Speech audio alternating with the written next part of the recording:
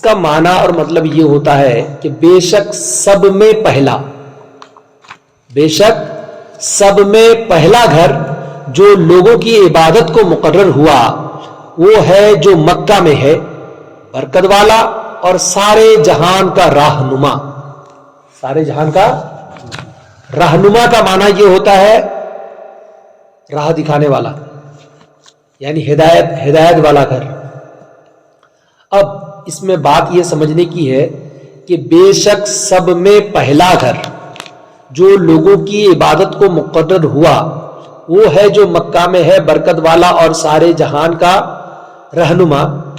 یہ کہنے کی کیا ضرورت تھی؟ یہ کس وقت نازل ہوئی یہ آیت؟ اس وقت کی ضرورت کیا تھی؟ ملاحظہ کیجئے شان نزول۔ یہود نے مسلمانوں سے کہا تھا کہ بیت المقدس ہمارا قبلہ ہے۔ کیا بول رہے تھے وہ لوگ کہتے تھے کہ بیت المقدس ہم لوگوں کا قبلہ ہے، کعبہ سے افضل ہے اور اس سے پہلا ہے، انبیاء کا مقام ہجرت و قبلہ عبادت ہے۔ کون؟ بولیے۔ بیت المقدس۔ کیا؟ ہاں بیت المقدس۔ مسلمانوں نے کہا کہ کعبہ افضل ہے۔ انہوں نے کیا کہا؟ انہوں نے کہا بیت المقدس افضل ہے، اور مسلمانوں نے کیا کہا؟ کعبہ افضل ہے۔ اس پر یہ آیت نازل ہوئی، یہ آیت کریمہ نازل ہوئی کہ کون افضل ہے۔ بات سمجھ میں آئی؟ سمجھ میں آ گئی؟ جب یہ بات تنازع، جب یہ جھگڑا ہوا، جب لوگوں کے درمیان یہ بات چیت ہوئی، تب یہ آیت پاک نازل ہوئی۔ اس پر یہ آیت کریمہ نازل ہوئی اور اس میں بتایا گیا کہ سب سے پہلا مکان جس کو اللہ تعالیٰ نے طاعت و عبادت کے لیے مقرر کیا، نماز کا قبلہ، حج اور طواف کا موضع بنایا، جس میں نیکیوں کے ثواب زیادہ ہوتے ہیں، وہ کعبہ معظمہ ہے۔ بات سمجھ میں آئی؟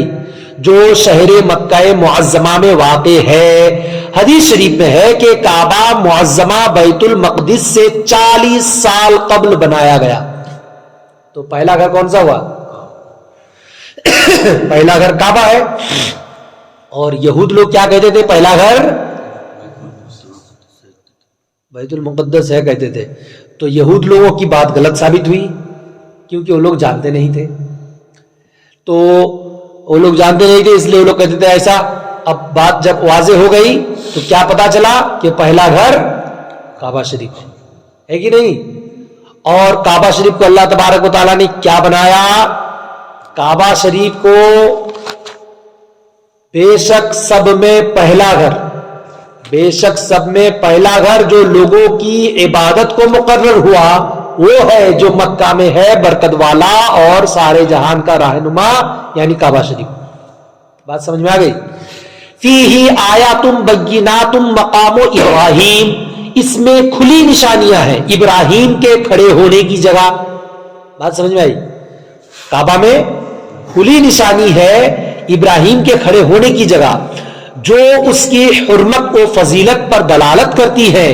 ان نشانیوں میں سے بعض یہ ہے، یعنی ان نشانیوں میں سے بعض یہ ہے کہ پرند کعبہ شریف کے اوپر نہیں بیٹھتے، پرندے کعبہ شریف کے اوپر نہیں بیٹھتے اور اس کے اوپر سے پرواز نہیں کرتے، کعبہ شریف میں بیٹھتے بھی نہیں اور اس کے اوپر سے جاتے بھی نہیں، پرواز نہیں کرتے، بلکہ پرواز کرتے ہوئے آتے ہیں تو ادھر ادھر ہٹ جاتے ہیں، کعبہ کے اوپر سے جاتے نہیں ہیں۔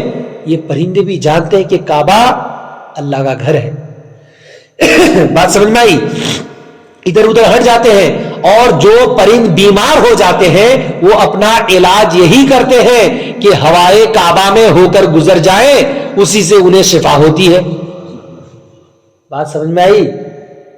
اسی سے انہیں شفا ہوتی ہے۔ اور وحوش کہتے ہیں جنگلی جانور کو، اور وحوش ایک دوسرے کو حرم میں ایذا نہیں دیتے۔ بات سمجھ میں آئی؟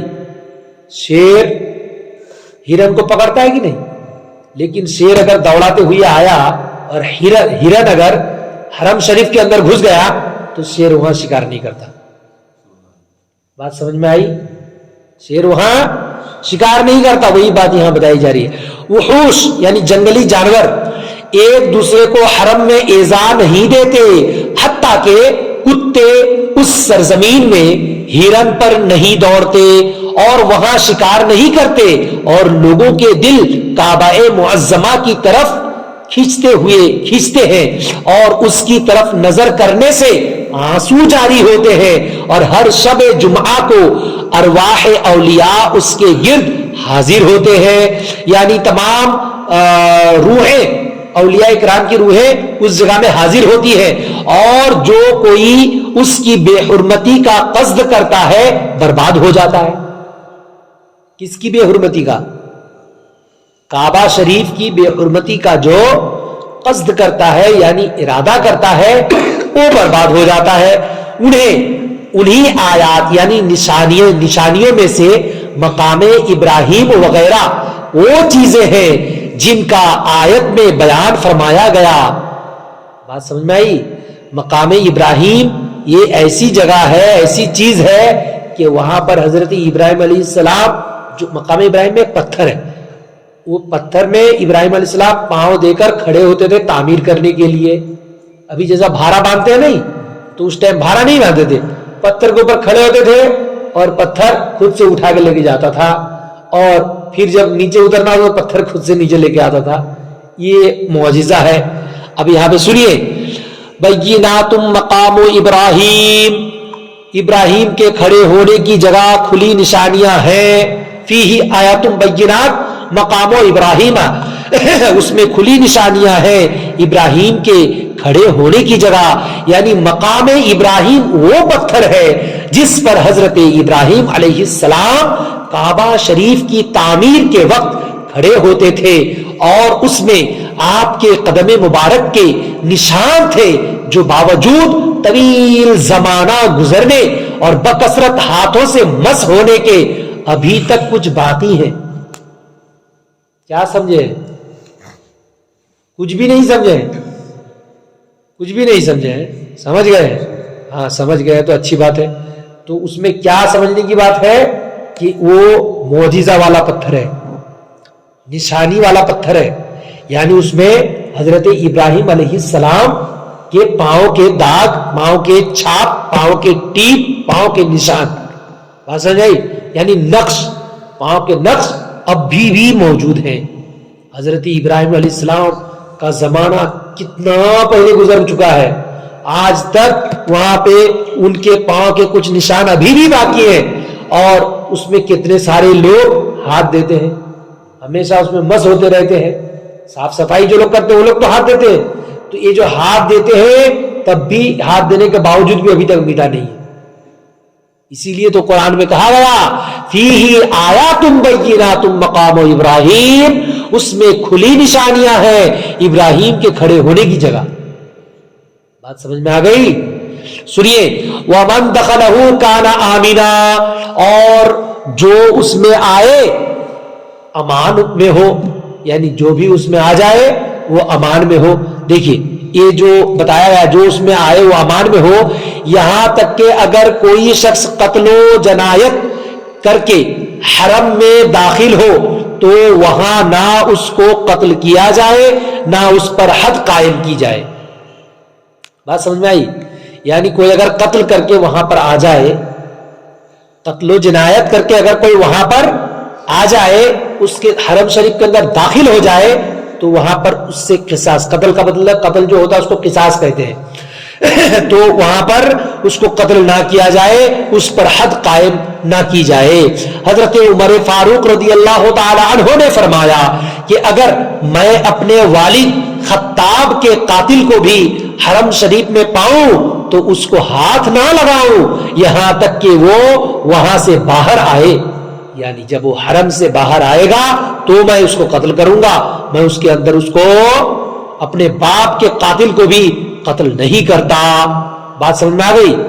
इसके बाद बताया जाता है वलिल्लाहि अलन्नासि हिज्जुल बैति मन इस्तता इलैहि सबीला, और अल्लाह के लिए लोगों पर उस घर का हज करना है जो उस तक चल सके यानी इस्तिताअत रख सके। چل سکے یعنی جو وہاں تک پہنچ سکے، چل سکے یعنی جو وہاں تک جانے کی تکلیفوں کو برداشت کر سکے. بات سمجھ میں آئی؟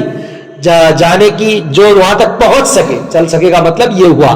تو وَلِلَّهِ اور اللہ کے لیے، عَلَى النَّاسِ لوگوں پر، حِجُّ الْبَيْتِ یعنی اس گھر کا حج کرنا ہے، من استطاع کس کے لیے؟ جو استطاعت رکھے، الیہ سبیلا وہاں تک چلنے کی. بات سمجھ میں آئی؟ جو وہاں تک چلنے کی استطاعت. مسئلہ اس سے کیا ظاہر ہوا؟ اس آیت میں حج کی فرضیت کا بیان ہے اور اس کا کہ استطاعت شرط ہے. یعنی حج کرنے کے لیے شرط کیا ہے؟ حج کرنے کے لیے کیا شرط ہے؟ پیسہ ہو، یا تو پھر وہاں تک پہنچنے کی استطاعت ہو، آپ کے اندر طاقت ہو. آپ لوگ صرف سن رہے ہیں، کچھ سمجھ رہے ہیں کہ نہیں؟ ہاں، یہ فرض والی بات ہے، اس کو ٹھیک سے سمجھیے. تو وہاں تک پہنچنے کی جس کو استطاعت ہو، یعنی حج کرنے کے لیے استطاعت شرط ہے. بات سمجھ میں آئی؟ نماز پڑھنے کے لیے کیا شرط ہے؟ سنت نماز پڑھنا شرط ہے نا؟ نفل پڑھنا شرط ہے؟ سنت پڑھنا شرط ہے. ٹھیک بولے. نماز کے لیے وضو شرط ہے. کیا شرط ہے؟ وضو شرط ہے.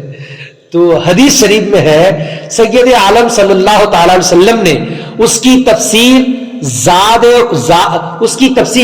زاد و راحلہ سے فرمائی. یعنی زاد یعنی توشہ، کھانے پینے کا انتظام اس قدر ہونا چاہیے کہ جا کر واپس آنے تک کے لیے کافی ہو.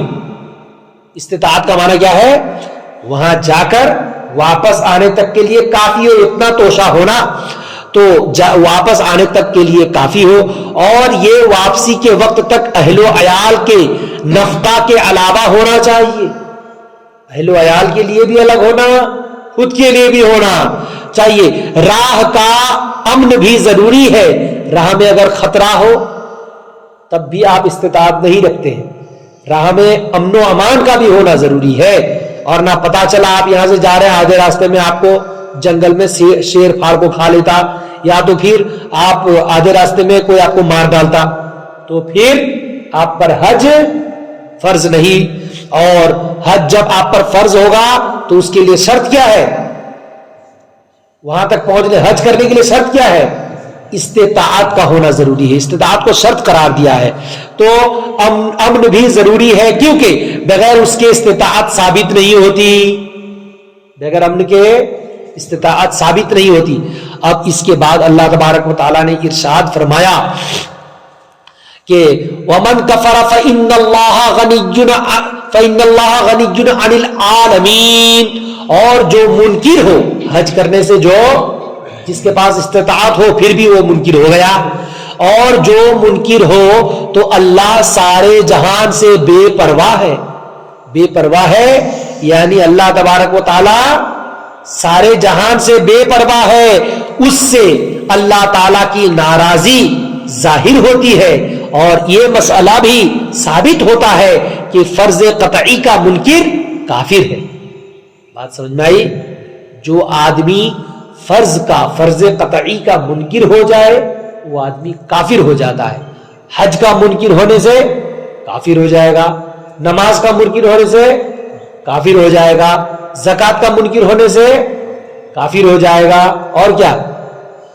روزہ کا منکر ہونے سے کافر ہو جائے گا. بات سمجھ میں آئی؟ تو ایک جو فرائض ہے، کسی بھی فرض کا منکر نہیں ہونا، منکر ہونے سے وہ بندہ کافر ہو جاتا.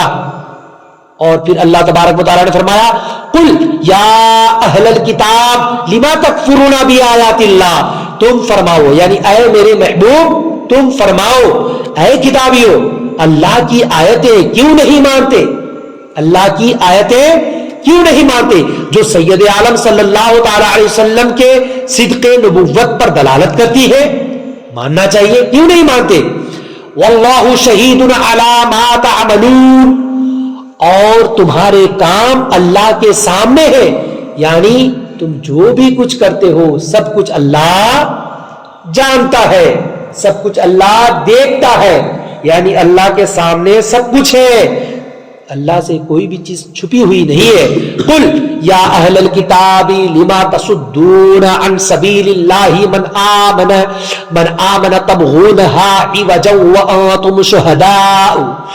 تم فرماؤ اے محبوب، تم فرماؤ اے کتابیوں، کیوں اللہ کی راہ سے روکتے ہو نبی کریم صلی اللہ علیہ وسلم کی تکذیب کر کے اور آپ کی نعت و صفت چھپا کر جو توریت میں مذکور ہے، حضور کی نعت و توصیف کو چھپا کر کیوں روکتے ہو لوگوں کو، لوگوں کو کیوں روکتے ہو؟ تم فرماؤ اے کتابیوں، کیوں اللہ کی راہ سے روکتے ہو اسے جو ایمان لائے، اسے ٹیڑھا کیا چاہتے ہو اور تم خود اس پر گواہ ہو. یعنی تم لوگوں نے خود کتاب میں پڑھا، توریت میں ہے کہ نہیں، توریت میں انجیل میں حضور کی آمد سے پہلے سب کچھ بتا دیا گیا تھا کہ ایسے پیغمبر تشریف لانے والے ہیں. بات سمجھ میں آئی؟ ایسے پیغمبر تشریف لانے والے ہیں، ان کو ماننا، یہ آخری پیغمبر ہے، ان پر ایمان لے آنا، ان کی ہر بات پر تصدیق کرنا، ہر بات کو تصدیق کرنا، ہر بات کی تصدیق کرنا اور ان کی فرما برداری کرنا. یہ ساری باتیں آسمانی پہلی کتابوں میں لکھی ہوئی تھی، تو اسی چیز کو بتایا جا رہا ہے. اے محبوب تم فرماؤ اے کتابیوں، کیوں اللہ کی راہ سے روکتے ہو اسے جو ایمان لائے، اسے ٹیڑھا کیا چاہتے ہو، یعنی اسے تم راستے سے بھٹکانا چاہتے ہو، اسے ٹیڑھا کیا چاہتے ہو اور تم خود اس پر گواہ ہو. بات سمجھ میں آئی؟ تم خود اس پر گواہ ہو کہ سید عالم صلی اللہ علیہ وسلم کی نعت توریت میں مکتوب ہے اور اللہ کو جو دین مقبول ہے وہ صرف دین اسلام ہی ہے. بات سمجھ میں آئی؟ وَمَا اللَّهُ بِغَافِلٍ عَمَّا تَعْمَلُونَ، اور اللہ تمہارے کتکوں یعنی برے کام، اللہ تمہارے کتکوں سے بے خبر نہیں، یعنی تم جو بھی کچھ کرتے ہو سب کچھ اللہ تبارک و تعالی جانتا ہے. اللہ پاک تمہارے کاموں سے، تمہارے برے کاموں سے بے خبر نہیں ہے.